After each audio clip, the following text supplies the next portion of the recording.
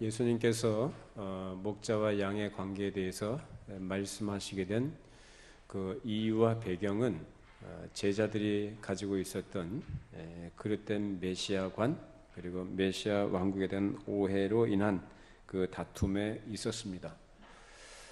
오늘 이 전제가 오늘 말씀에서 여러분들이 이해를 하기 위한 기본 토대가 될 것입니다. 제자들이 갖고 있던 메시아관은 자신들은 이미 예수님을 따르는 자들이고 천국에 다 들어가 있는 상태이기 때문에 이제 중요한 것은 거기서 누가 더 큰 자냐 하는 데 관심이 있었고 거기서 다투게 된 것이죠. 이런 제자들에게 예수님께서 어린아이 하나를 데려다가 그들에게 교훈을 주셨습니다. 너희가 이 어린아이와 같이 되지 아니하면 하나님 나라에 들어갈 수 없다, 천국을 볼 수 없다, 이런 말씀을 하셨습니다.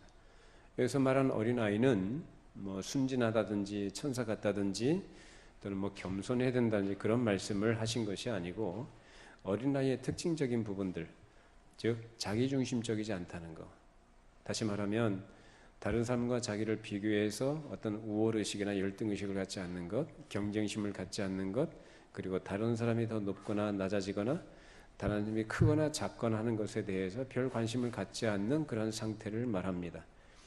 우리 어린아이들이 사실 그렇죠. 아이들이 뭐 얼굴에 뭐가 묻든지 자기 옷에 뭐가 묻든지 뭐 신경 씁니까, 어린아이들이? 근데 커갈수록 어떻게 되죠? 신경 쓰죠. 다른 사람 시선을 시각하고 다른 사람의 평가를 굉장히 주시를 합니다. 그래 거기에 따라서 자기가 행동 거지를 이제 처신을 하죠. 그리고 다른 사람이 나보다 더 앞서가거나 잘나면 그 시기심이 생기고 경쟁심이 생기고 열등감에 빠진다든지, 또는 자기가 더 앞서가고 있다면 또 우월의식을 가지고 자기가 더 높아지려고 하는, 더 큰 영향력을 행사하려고 하는 그런 욕심들을 갖게 됩니다. 근데 어린아이들은 그렇지 않다라는 거예요. 이처럼 자기중심적이지 않은 어린아이의 상태, 즉 자아가 없어지는, 그러니까 아상이 없어지는 상태를 예수께서 어린아이와 같다라고 이렇게 말씀을 하신 것입니다. 자, 그런데 제자들은 이 천국을 이 땅에 이루어질 메시아 왕국과 동일시했습니다. 그래서 서로 경쟁하고 자기 욕심을 추구해 나간 거죠. 그것은 메시아 왕국을 세상 사람들이 생각하는 정도로 이해했기 때문입니다. 권력 그리고 지위가 높아져야 되고 더 큰 힘을 가져야 되며 더 큰 영향력 등과 같은 물질적인 것이 가장 중시되는 나라라고 생각했습니다. 그러니까 싸우죠. 그런 것들이 가치 있게 받아들여지고 인정된다라고 생각하는 것이 그들이 생각했던 메시아 왕국이거든요. 그러니까 더 높아지려고 했던 것이고 더 큰 사람이 되려고 했던 것입니다. 사람이 하나님 나라에 대해서, 즉 이 기독교 신앙이라는 것에 대해서 어떤 이해를 가지느냐에 따라서 그 태도하고 추구하는 방향성이 결정이 돼요. 이 제자들처럼 물질적이고 현세적인 것으로 이해하게 되면 그 사람도 소위 말하는 기독교 신앙 그리고 교회 안에서 신앙생활을 한다고 하면서 어떻게 하냐면은 시기하고 경쟁하는 것으로 합니다. 열심을 내지만 시기와 경쟁심이에요. 다른 사람이 나보다 더 앞서가는 것, 나보다 더 열심을 내는 걸 못 봐요. 그게 바로 물질적인 메시아관을 갖고 있던 제자들의 상태였던 거죠. 내가 더 파워가 있어야 되고 내 고난이 인정받아야 되고 뭐 이런 것들이죠. 그러나 하나님 나라에 대한, 즉 기독교 신앙에 대한 바른 이해를 갖게 되면 거기에서 정당한 믿음의 길로 걸어가게 됩니다. 우리 모두 다 그러한 정당한 믿음의 길을 걸어가는 은혜가 있기를 바랍니다. 그 전제가 뭐라고요? 하나님 나라에 대한 바른 이해예요. 즉 메시아 왕국이 도대체 뭐냐, 은혜의 왕국이 도대체 무언가에 대한 바른 이해가 있어야 되는 것이죠. 예수님은 메시아 왕국에 대한 오해를 가진 제자들에게 하나님 나라를 땅 위에 증거하고 나타내 보이려면 먼저 너희 마음속에 거룩한 하나님 나라가 세워져야 되며 그것을 위해서 너희는 어린아이와 같이 자기중심적인 아상이 없는 상태가 되어야 된다라고 가르치신 거예요. 그런 가르침 가운데 그들이 예수님과 바른 관계를 갖도록 하기 위해서 목자와 양의 관계를 상정하시고 말씀해 주신 겁니다. 자, 왜 이 말씀하시는지 이해가 되시죠? 목자가 양을 데리고 산으로 가든지 들로 데리고 갈 때 100마리 가운데서 한 마리가 길을 잃고 방황하게 됐다면 그 양을 찾기 위해서 99마리를 산과 들에 내버려 두고 그 한 마리를 험한 산과 들을 무릅쓰고 찾아 헤매면서 결국 찾았을 때에 그 양을 둘러매고 돌아오는 목자의 그 기쁨이 얼마나 큰 것이냐라는 것을 말씀하십니다. 그 목자는 지금 누굽니까? 바로 예수님이에요. 자, 이런 양은 누굽니까? 제자들입니다. 이미 제자들이요? 예수님 3년 동안 따라다녔어요. 근데 지금 예수님하고 정상적인 목자와 양의 관계 속에 있는 사람들이냐? 아니라는 거죠. 잃어버린 양의 상태에 있는 사람들이에요. 그들에게 하신 말씀이에요. 우린 지난 주일에 길 잃은 양이 어떤 상태에 있는 것이 함께 생각해 봤습니다.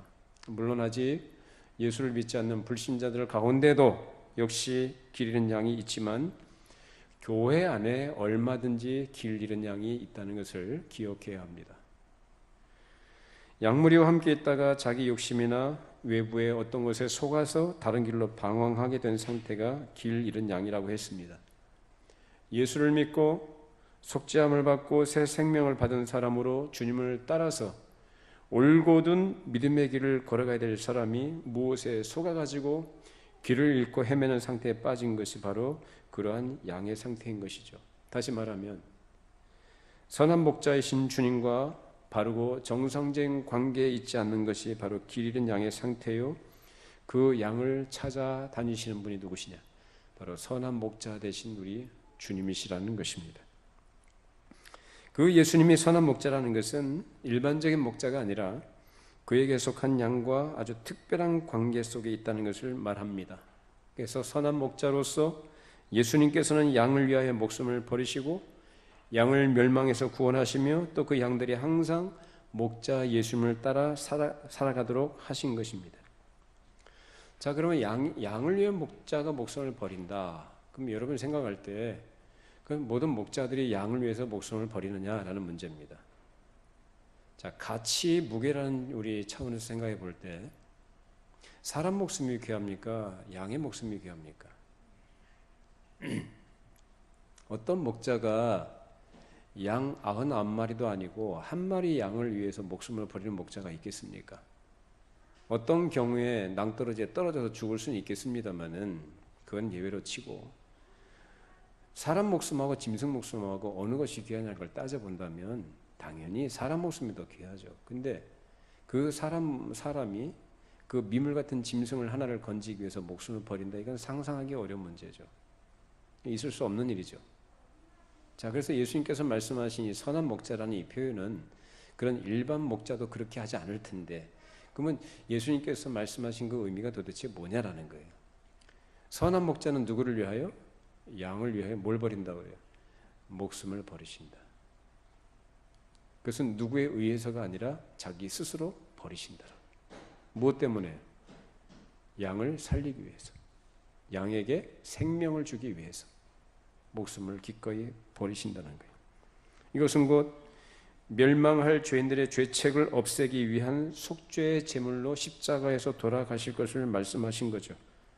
그래서 모든 인간들은 즉 이 땅에 존재하는 모든 인간들은 아담의 후손들이에요.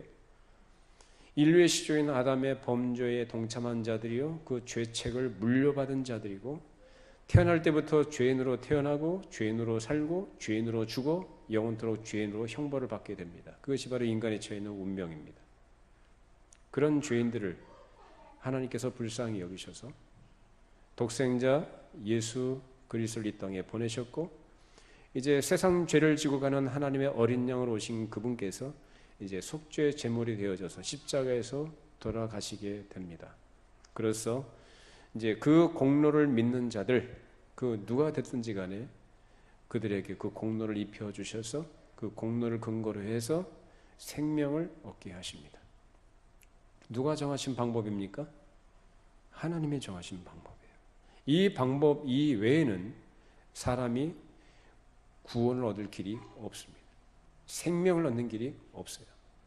그래서 이것이 얼마나 우리에게 복된 것이고 영광된 것인지를 예수님께서는 가르쳐 주신 것입니다. 그렇게 예수님께서 십자가에 죽으심으로써 하나님의 의의 요구를 만족시키시고 그 공로를 믿는 자들을 멸망에서 구원의 길로 나오도록 하시며 이제 그 구원받은 자들, 하나님의 양떼들이 그 구원의 길로 주님의 인도하심을 따라 살아가도록 하시는 것입니다. 자, 요한복음 10장 7절 10절 말씀입니다. 그러므로 예수께서 다시 이르시되 내가 진실로 진실로 너에게 말하노니 나는 양의 문이라. 나보다 먼저 온 자는 다 절도요 강도니 양들이 듣지 아니하였느니라. 내가 문이니 누구든지 나로 말미암아 들어가면 구원을 받고 또는 들어가며 나오며 꼴을 얻으리라. 도둑이 오는 것은 도둑질하고 죽이고 멸망시키려는 것뿐이요 내가 온 것은 양으로 생명을 얻게 하고 더 풍성히 얻게 하려는 것이라. 자, 선한 목자이신 주님께서 그 양들을 살리십니다. 양의 문이 되신 그분을 통해서 구원 얻은 자들로 하여금 구원 얻고 그것으로 끝나는 것이 아니라 구원 얻은 사람으로서의 풍성한 삶을 살아가도록 뭘 주신다고 그래요? 꼴을 주신다고 합니다. 꼴. 양이 그걸 먹고 배부르고 그걸 먹고 자라갑니다.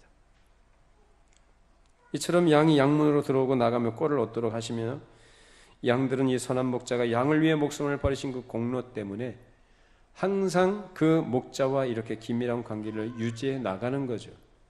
그리고 관계 속에서 양은 항상 먹을 것을 얻기 위해 그 문으로 들어오고 나가고 하는 거예요. 그래서 그 문과는 떨어질래 떨어질 수 없는 관계 속에 살아가는 거예요. 그렇게 양식을 얻는 기초는 다른 게 아니고 선한 목자가 자기 목숨을 버리신 그 공로요, 그 공로를 힘입은 자들은 생명을 얻고 더 풍성히 얻는다고 말씀을 하셨습니다.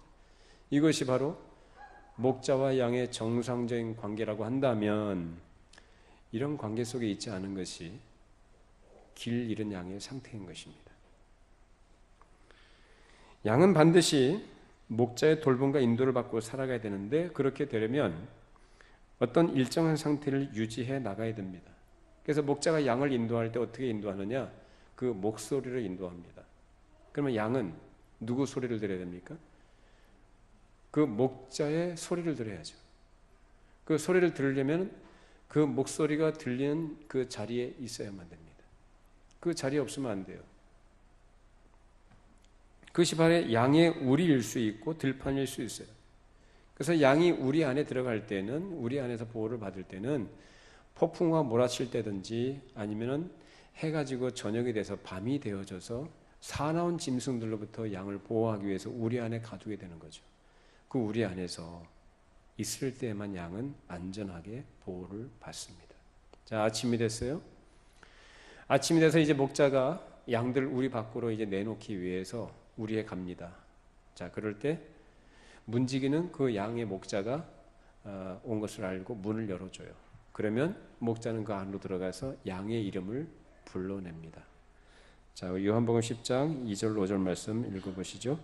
문으로 들어가는 이는 양의 목자라. 문지기는 그를 위하여 문을 열고 양은 그의 음성을 듣나니 그가 자기 양의 이름을 각각 불러 인도하여 내느니라. 자기 양을 다 내놓은 후에 앞서 가면 양들이 그의 음성을 아는 거로 따라오되 타인의 음성은 알지 못하는 거로 타인을 따르지 아니하고 도리어 도망하느니라. 자, 문으로 들어가니가 목자라고 했습니다. 자, 목자가 들어가서 양의 이름을 불러요. 양의 이름이 뭘까요? 양의 이름들이 있대요. 그래서 양의 이름을 부르면은 목자가 자기 이름을 부르는 것, 마치 우리 집에서 기르는 강아지가 주인의 음성을 듣고 알아듣고 따라가는 것처럼 양들도 그런답니다. 그래서 양의 이름을 부를 때 양은 그 목자의 음성을 듣고 이제 따라 나가서 이제 양을 하나씩 하나씩 불러서 이제 우리 밖에 두게 되면 이제 누가 앞서갑니까? 양이 앞서가지 않아요, 결코. 목자가 앞서갑니다. 자, 따라와라. 그러면서 이제 신호를 보내면 이 양들이 우르르 이제 목자를 따라서 한 걸음 한 걸음 뒤따라갑니다. 그렇게 양의 목자가 양들을 인도하는 것이 바로 정상적인 것이요. 그런데 그러한 양의 목자의 인도를 받지 않고 그 보호를 떠난 양은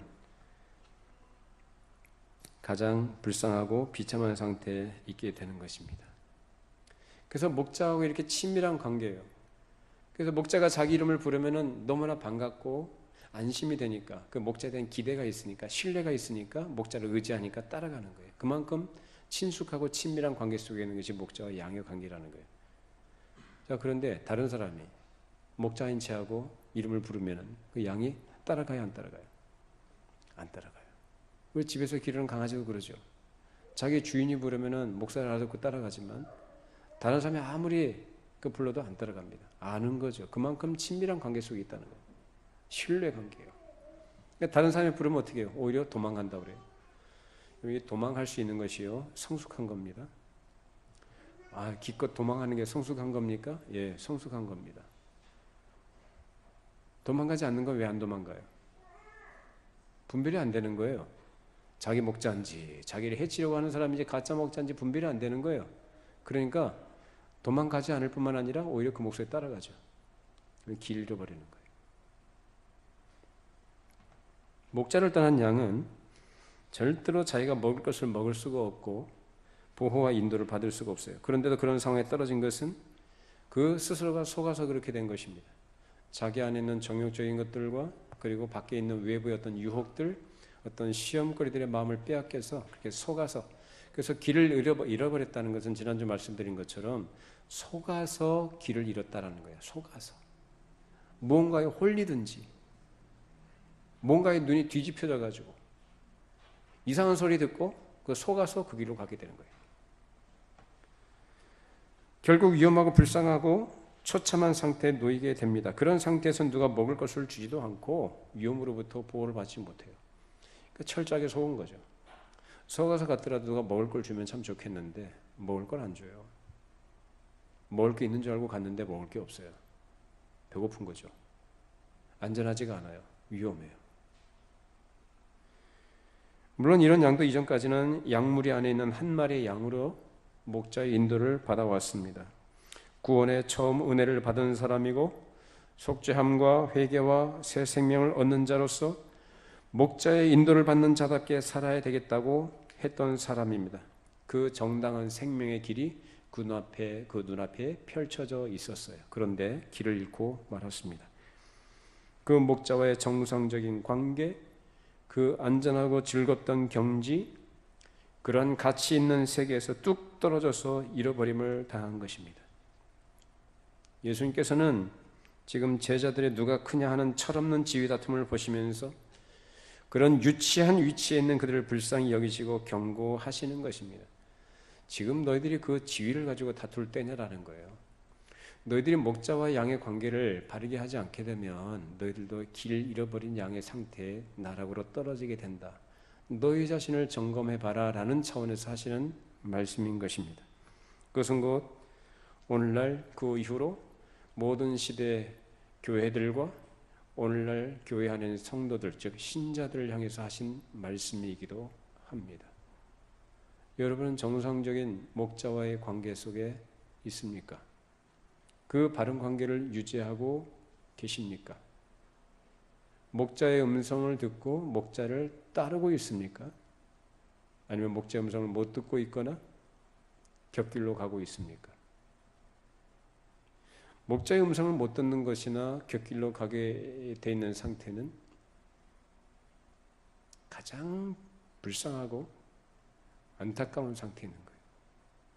자기가 배고픈데도 배고픈 줄도 몰라요.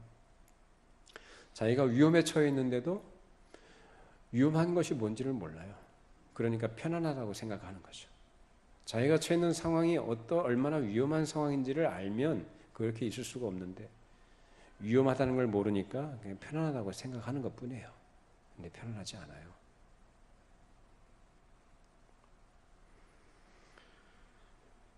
양인 신자가 목자인 예수님과 바른 관계를 늘 유지하려고 할 때 지금까지 가지고 있던 제자들의 예수님께 대한 마음과 그 태도 정도를 가지고는 안 된다는 것을 예수님이 가르치신 겁니다. 자, 그러면 제자들이 가지고 있던 마음은 어떤 것이었습니까? 제자들이 예수님과의 관계에 있어서 그들이 예수님을 향해 가지고 있었던 마음과 그 태도는 어떤 것이었냐 이 말이에요. 지금 예수님께서 이들을 불러내신 지, 이들과 함께 하신 지 지금 몇 년이 지났습니까? 3년이잖아요. 3년. 그러니까 공생의 제 3년 9월 말이나 10월 초라고 했어요. 3년이에요. 뭐 그 정도 됐으면 예수님이 그동안 그들에게 그토록 많이 가르쳐 주시고 또 보여주시기도 하고 또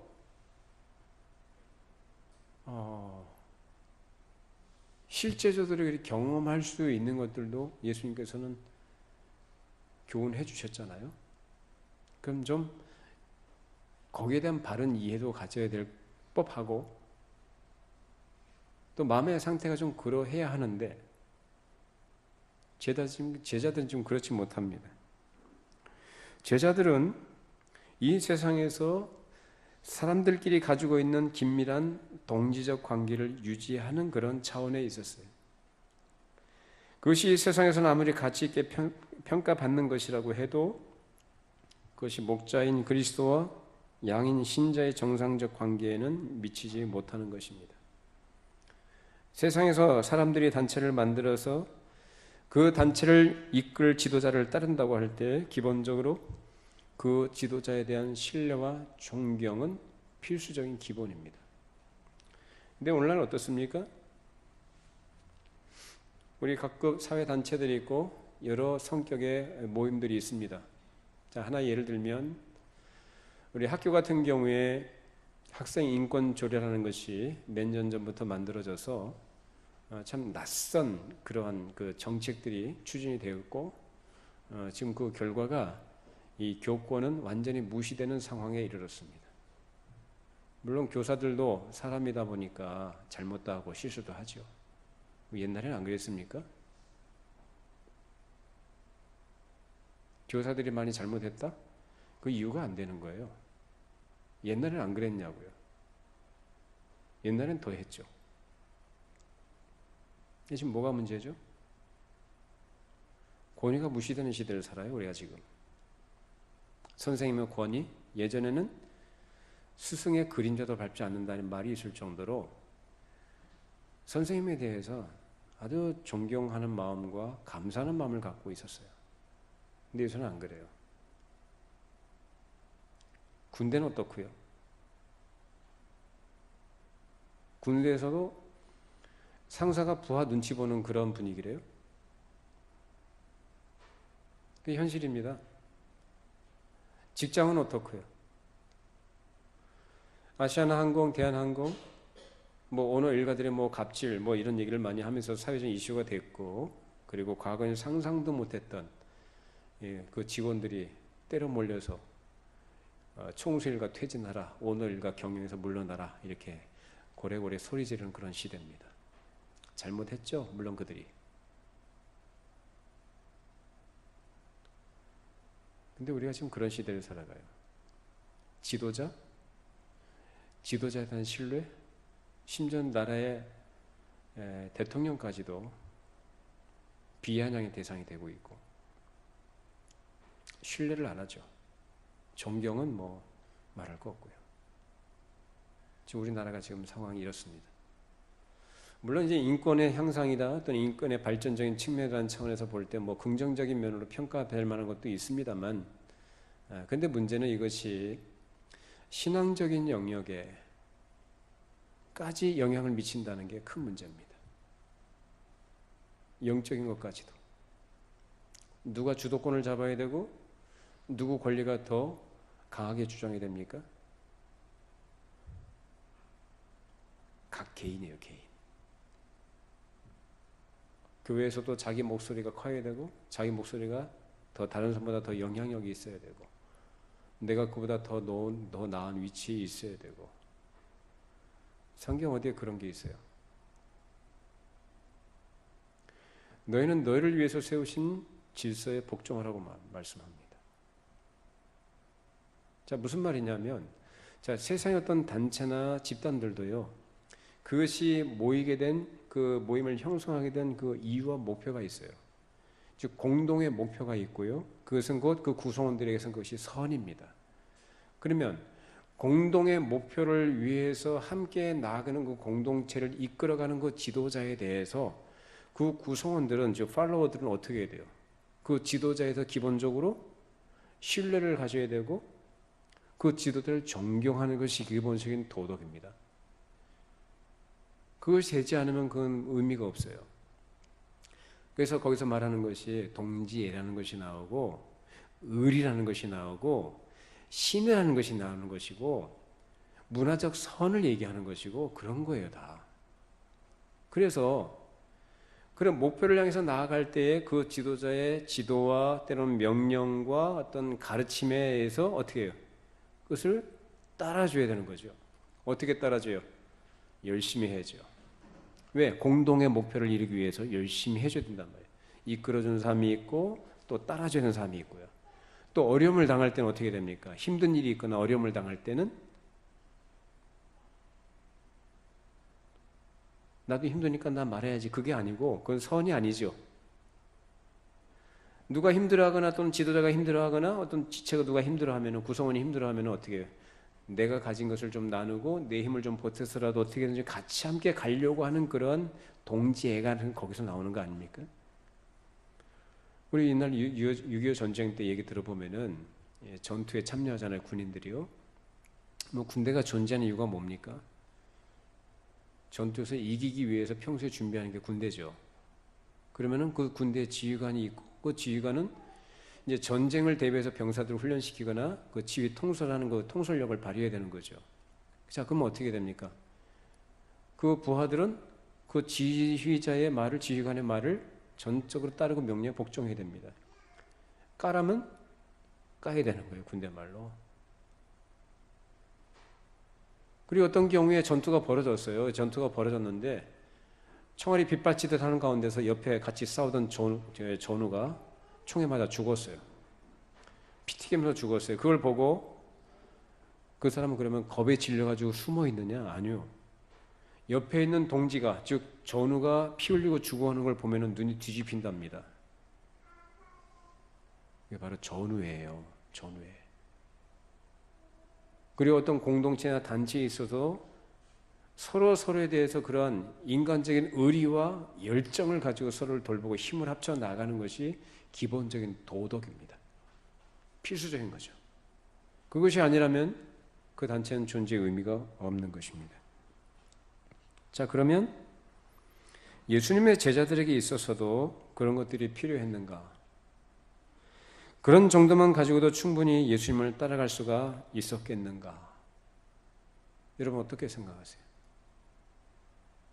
만일 예수님을 따라가는 이 일이 이 세상에서 무슨 운동을 한다든지 세상에 속한 일들과 같은 것이라고 한다면 지도를 받는 사람은 일반적인 그런 기본 도덕을 가지고 있으면 됩니다.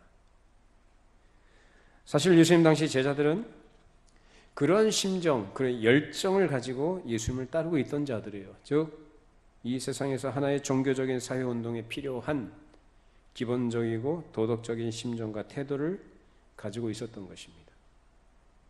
그 하나가 베드로의 경우인데, 자, 가이사랴 빌립보에서 예수님에 대해서 아주 위대한 신앙 고백을 했던 것이 베드로고, 그 베드로의 고백은 당시 제자들의 고백과 동일하다고 보시면 됩니다.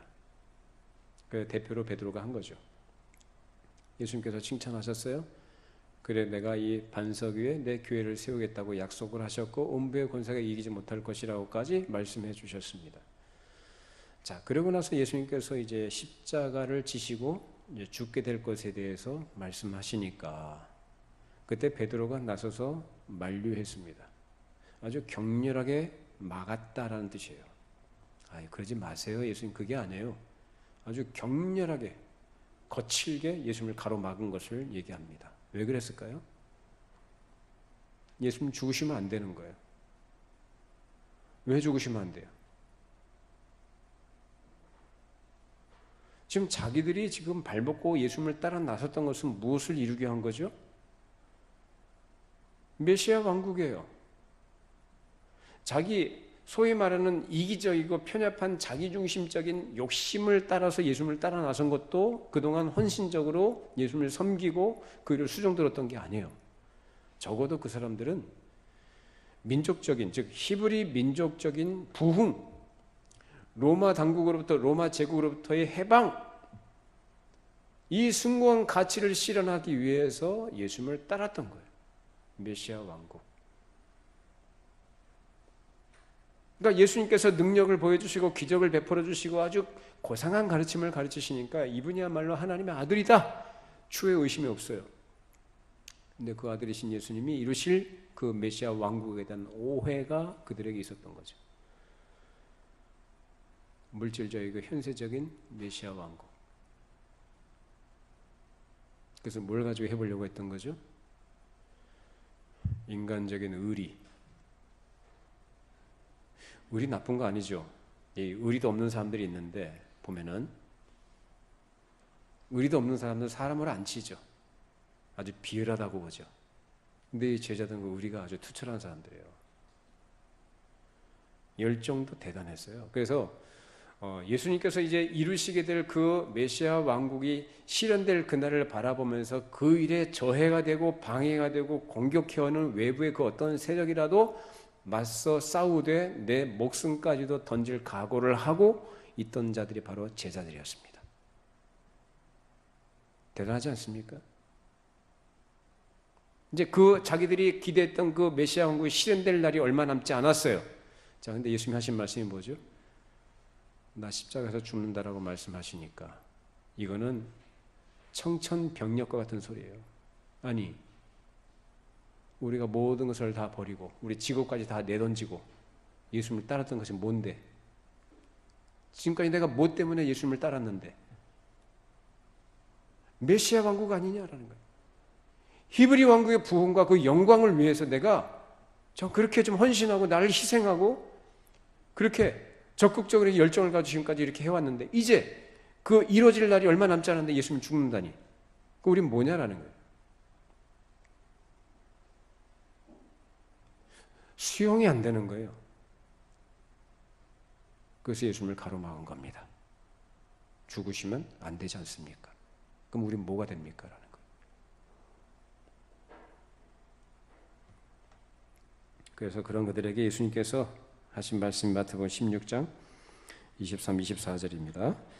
예수께서 돌이키시며 베드로에게 이르시되 사탄아 내뒤로 물러가라. 너는 나를 넘어지게 하는 자로다. 네가 하나님의 일을 생각하지 아니하고 도리어 사람의 일을 생각하는도다 하시고, 이에 예수께서 제자들에게 이르시되 누구든지 나를 따라오려거든 자기를 부인하고 자기 십자가를 지고 나를 따를 것이니라. 인간적인 동지를 가지고 하는 것은 그것이 아무리 큰 열정으로 하는, 심지어는 세상에서 평가할 때 가치 있고 숭고한 일이라 할지라도 하나님 나라와 관계없는 세상 일이요 결국 자기 야망을 위한 것이며 자기 일인 것입니다. 그것이 바로 어떤 것이냐? 길 잃은 양입니다. 정당하게 목자와 가져야 될 바른 관계에서 이탈된 상태입니다. 양은 목자가 이끄는 대로 따라가야 되는 것이지 양이 주도권을 가지지 못합니다. 그것이 하나님 나라 생활에서 가장 기본적인 상태로서 이 제자들은 이미 흑암의 권세에서 사랑하는 그 아들의 나라로 옮겨졌어요. 그래서 하나님께서 그들에게 새로운 생명을 주셨으며 그 생명으로 살게 하셨습니다. 그렇다면 그들은 이제 누구를 따라야 됩니까? 이전까지는 자기가 마음대로 살았다고 한다면, 이제 새 생명을 주셨다고 한다면, 그렇게 살아가도록 하셨으면 누구 따라가야 돼요? 목자이신 주님을 따라야죠. 이것이 가장 기본적인 관계를 유지하는 것입니다. 이 기본적인 관계를 시작으로 해서 이제 하나님 나라의 어떤 그릇으로 쓰임받든지 또는 군사로서 어떤 싸움을 싸우든지 어떤 일을 감당하는 일꾼으로서 좀 더 향상되고 더 성숙한 위치에 올라서 그 역할을 온전히 감당해 나가야 하는 것입니다. 그것을 위해서는 양이 목자를 따라가야 하는 것이지 목자를 따르지 않고 자기 혼자서는 안 되는 것입니다. 거기서 옛사람의 정욕이나 심지어는 자기 안에 있는 선한 일에 대한 욕구마저도 부인해야만 합니다. 그것이 뭐냐? 양의 신실한 태도입니다. 인간적이고 종교적인 생각으로 자기 안에 있는 도덕적인 능력을 발휘해야 한다는 이런 시인, 자기를 긍정하고 인정하고 자기를 시인하는 것조차 없어져야만 합니다. 그것이 뭔가 예수님 말씀하신 자기 부인의 상태입니다. 아시겠습니까? 그러니까 기독교 신앙이라는 것이 목자를 따르는 양의 상태라는 것이 그냥 우리가 감상적으로 생각하고 쉽게 접근할 문제가 아니라는 거예요. 흔히들 옛사람에게서 나오는 것을 정욕이라 또는 악한 것이라고 말하지만 실제로 우린 그걸 잘 구분할 수가 없습니다. 믿는 사람이나 안 믿는 사람이나 도덕적 선에 대한 욕구, 그 마음들이 있습니까? 없습니까? 있죠. 아까 말씀드린 것처럼 사람 간에 지켜야 될 신의라는 게 있고요. 그리고 지켜야 될 의리가 있는 거예요. 신뢰할 수 없는 사람, 의리 없이 자기만 챙기는 그런 사람들은 사람 축에도 안 낍니다. 왜? 그 나쁜 것이라고 사람들이 생각하니까.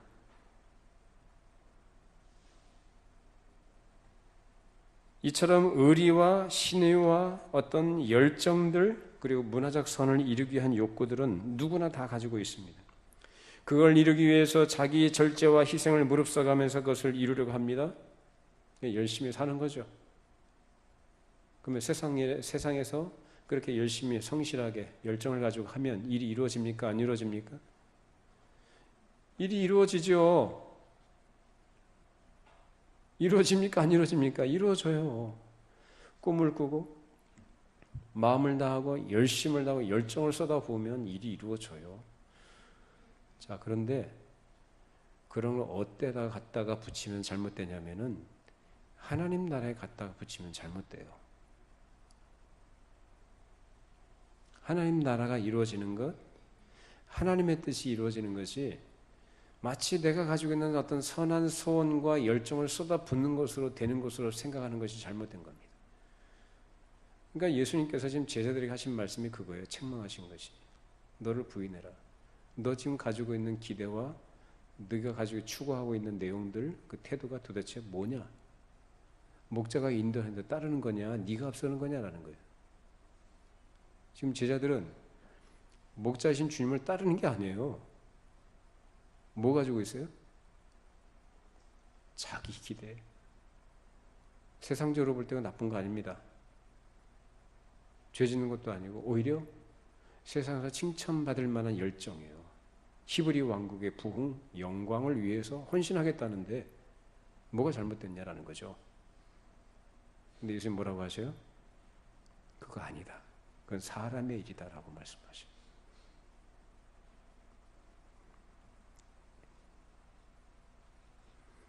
그런 것들이 바로 제자들이 가지고 있던 아상이라는 것이고 그런 걸 우리가 주의하고 이런 것들이 우리에게서 없어져야만 합니다.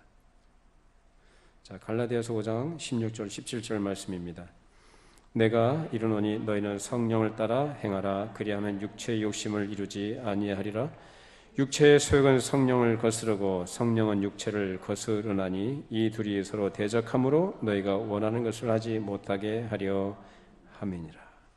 육체의 소욕과 성령을 따르는, 자, 그럼 어디까지 육체의 소욕이고 어디서부터 성령의 소욕인가? 이런 것들은 참 구분하기가 어려운데요. 자, 분명한 것은 우리 예수를 믿는 사람들이잖아요. 그죠? 나름 신앙을 갖고 있잖아요. 믿음도 있고. 자, 그런 사람으로서 우리가 가지고 있는 선한 소원들이 있을 수 있습니다. 보통 뭐 세상 일 하자는 게 아니라 주일 하겠다는 거예요. 다. 그러면 그 선한 손을 가지고 있고 그 선한 손을 따라서 우리가 하고자 하는 어떤 열정과 감당해 나가는 일들이 있거든요. 그래서 우리가 주를 위해서 주를 섬기는 예라 하면서 그렇게 한다 그 말입니다. 자, 그러면 그 자체를 하나님께서는 온전하게 보시고 그것을 기쁘게 받으시는가의 문제가 남죠. 내가 드린다고 해서 하나님께서 다 받으신 거 아니죠. 받으시는 건 누구 마음이에요? 하나님 마음인데 하나님 보시기에는 우리가 그렇게 온전한 자들이 못 된다는 거예요. 우리가 아무리 선하게 생각하는 것, 또 좋게 생각하는 또 가치 있는 것이라 여겨지는 것에 대해서 우리가 올인하고 헌신한다 할지라도 거기에는 반드시 뭐가 섞여 있게 되느냐? 불의함이 섞여 있게 됩니다. 왜? 우리 안에 불의가 가득 차 있기 때문에. 그러니까 하나님께서 받으실 수가 없는 거죠. 지금 제자들이 그런 거거든요. 제자들이 지금 선한 손 갖고 있는 거예요. 세상에서 볼 때는. 정의적 관점에서 봤을 때는 참 아주 좋은 일을 하는 거예요. 근데 예수님께서 뭐라고 하세요? 인정 못한다는 거예요, 예수님이. 사람의 일을 하는 거예요. 그럼 우리가 어떻게 되냐라는 거예요. 아무것도 하지 말아야 됩니까? 우리가 가져야 할 분명한 기준, 우리가 어떠한 사실에 근거해서 존재하는 사람인가를 확인하고 그 확인 가운데서 자기를 인식하고 주님을 따른 사람으로서의 자세를 가져야 되는 거예요. 자, 그것을 갈라디아서 2장 20절에서 말씀합니다. 내가 그리스도와 함께 십자가에 못 박혔나니 그런즉 이제는 내가 사는 것이 아니요 오직 내 안에 그리스도께서 사시는 것이라. 이제 내가 육체 가운데 사는 것은 나를 사랑하사 나를 위하여 자기 자신을 버리신 하나님의 아들을 믿는 믿음 안에서 사는 것이라. 결국 옛사람 또는 자연인으로 얘기한, 그러니까 이전 사람은 다 없어진 것으로, 다 없어져야 됩니다. 새 사람, 그리스도 안에 새 사람 되어진 그건. 그래서 내가 사는 것이 아니라고 말해요. 오직 내 안에 사신 분이 누구다 그래요? 그리스도께서 사신다. 이 사실이 우리에게 주신 이 새 사람만이 나오라는 것이고, 그리고 그 그리스도 품성이 나타나는 정상적인 상태라는 것을 말합니다. 우리가 생각해도 연약에 휩싸여 있고 연약과 결함들이 참 많아요. 그런데 이 말을 한 사도 바울은 그렇지 않은 사람이야. 똑같은 사람이었어요. 그래서 나는 사라져야 되는 거예요. 그래서 그러한 내가 부인돼, 그런 내가 부인돼야 되는 것이 내가 사라져야 되는 거예요. 오로지 나는 내 안에 사신 분이 누구시다? 그리스도께서 사신다. 새 사람적인 그리스도 품성을 가진 사람으로 살아가야 한다. 그 사람이 누구냐? 목자이신 주님과 정상적인 관계 속에서 살아가는 사람이에요. 정상적인 관계라는 것은 누구 음성 듣고 따라간다고요? 주님의 음성, 목자의 음성을 듣고 따라가는 것입니다. 당시 제자들이 예수님을 향한 마음의 소원이나 열정을 안 가진 것이 아니에요. 그러나 그런 것들을 가졌다고 해서 그것이 곧 목자와 양의 정상적인 관계 속에 있는 것은 아닌 것입니다. 이탈되어 있는 것이죠. 오히려 목자이신 주님께서 양된 우리에게 주시는 은혜를 정당하게 받고 그 인도와 보호와 먹여주심을 받고 생활해 나가려면 우리는 양으로서 기본적으로 갖춰야 될 마음 상태와 생활 자세를 유지해 나가야 하는 것입니다. 그러기 위해서는 당시 제자들처럼 자신들이 가지고 있는 중심과 열정을 근거로 해서 이 정도면 됐지라는 생각을 하지 말아야 합니다. 그 정도는 너무나 부족한 것이고 모자란 것입니다. 그래서 우리도 마찬가지예요. 우리가 이렇게 예수를 믿고 살아가면 되지라는 차원의 몸으로만 안 된다는 거예요. 예수를 믿는 거 잘하는 거죠. 근데 내가 예수를 믿고 이렇게 살아가면 되지라는 차원에 머물게 되면 그것은 예수님과의 관계에서 한참 모자라게 되는 것입니다. 주님과 바르고 정상적인 관계 속에 있는 사람은 목자의 음성을 듣는다고 했어요. 그렇기 때문에 그런 정상적인 관계 속에 있는 사람은 다른 사람이, 즉 다른 목소리를 말할 때 그 목소리를 들어요, 안 들어요? 안 들어요. 목소리 듣고 따라가요, 안 따라가요? 안 따라가요. 오히려 도망간다고 그랬어요. 뭐라고 그랬어요? 성숙한 거라고. 성숙, 분별력. 내가 그만큼 목자와 친밀한 관계 속에 있다는 얘기예요. 여러분, 양의 마음을 솔깃하게 하는, 양을 속일 만한 것들이 세상에 참 많이 있습니다. 양이 무엇에 속아요? 목소리에 속고 눈에 보이는 것에 속고 마음에 이끌리는 것들에 속아 넘어갑니다. 소위 말하는 세상의 가르침들, 행복주의, 번영주의, 세상에서 잘 되는 것, 인간적인 만족과 즐거움을 줄 만한 것들로 채워지는 것들, 자기 기대와 소원을 성취해 나가도록 부추기는 것들, 자기 야망을 이루기 위해서 동원되는 방법론들, 이런 것들이 다 세상의 가르침들이에요. 근데 무엇으로 포장이 되느냐? 복음으로 포장이 됩니다. 하나님의 뜻이요 하나님의 말씀이라고 포장이 되고, 이것이 하나님이 기뻐하시는 하나님의 영광을 위한 것이라고 포장이 됩니다. 그러니까 다 속죠. 마귀를 위한 것이라고 한다면 누구도 안 따라갈 거예요. 이렇게 포장해서 얘기하니까 그거 다 듣고 따라갑니다. 여러분들은 그런 소리를 들을 때 도망가셔야 돼요. 그거 따라가시면 안 됩니다. 그거 따라가면 길 잃어버려요. 도망가는 거 여러분 쉬울까요? 어려울까요? 그렇게 우리가 생각하는 것처럼 쉽게 되는 게 아니겠죠? 그 증거가 뭘로 나타납니까? 그렇게 쉽게 되는 일이라고 한다면 오늘날 그런 거짓된 가르침들과 사람들을 속이는 그런 것들이 만연하는 그때에 어쩌면 그렇게 쉽게 그것을 따라가는 사람들이 많습니까? 분별한다는 게 그래서 쉬운 게 아닙니다.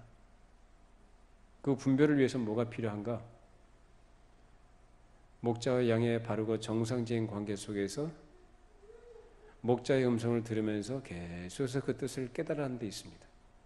그것을 가르치는 것이 바로 성경입니다. 말씀을 잘 배우시고 그 말씀 가운데 하나님의 뜻이 무엇인지 깨달아 가시고 그 안에서 장성해 가시기를 바랍니다. 많은 사람들이 그런 성숙성이 없기 때문에 이단 사설이든지 거짓된 가르침들과 혼합주의적 가르침들을 따라갑니다. 그렇게 해서 배교라는 것이 발생하는 것이요, 그리고 오늘날 세상에 배교라는 혼탁한 흙탕물이 도도하게 흘러가고 있는 현실을 우리가 바라보고 있는 것입니다. 이런 현실을 바라볼 때 우리가 가져야 될 생각이 뭘까요? 그냥 예수 믿고 살아가면 되지가 아니죠. 도대체 예수를 믿고 예수를 따라간다는 것이 무엇인지에 대한 바른 정리, 그것이 분명해져야 돼요. 내가 왜 예수를 믿어야 되느냐, 내가 왜 목자이신 예수님을 따라가야 되느냐라는 것을 분명히 하시지 않으면 휩쓸리게 되어 있습니다. 왜? 다 좋게 들리기 때문에.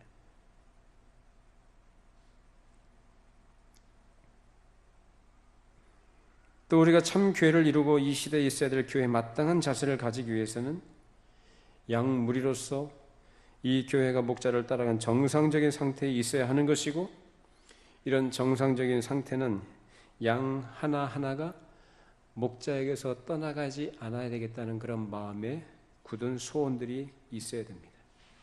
그 소원뿐만 아니라 떠나지 않기 위해서는 어떤 마음으로 목자와 어떤 관계를 유지해야 하는가도 바르게 알고 살아가는 상태에 있어야 합니다. 그렇지 않고 그냥 가만히 있으면 그것은 목자를 따라가는 게 아니에요. 그래서 중요한 것이 뭐냐? 하나님의 말씀인 성경을 잘 듣고 배우시고 여기에서 하나님의 뜻을 분별하시면서 주님을 따라한 삶을 살아가야 하는 것입니다.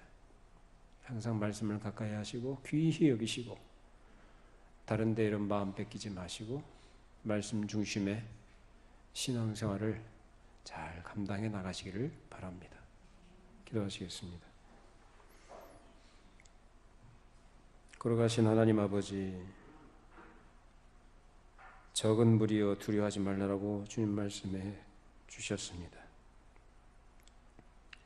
우리의 선한 목자 되신 주님께서 우리를 위하여 자기 목숨을 내주셨고 새 생명을 주셨으며 새 생명을 주실 뿐만 아니라 그 새 생명의 길로 풍성한 삶의 길로 우리를 인도하실 때 목자이신 주님의 음성을 듣고 우리 모든 성도들이 신실한 자세로 주를 따라가게 하여 주시옵소서. 허탄한 소리와 세상의 가르침들, 거짓된 것들에 우리의 마음을 빼앗기지 않도록 우리가 분별할 수 있는 분별력도 허락하여 주시고, 주께서 말씀하신 그 뜻이 무엇인지 말씀을 통해 잘 이해하고 깨닫는 가운데 우리의 믿음이 더 순결하게 자라가게 하시고 깊어지게 하시고 견고하게 세워져 가도록 축복하여 주시옵소서.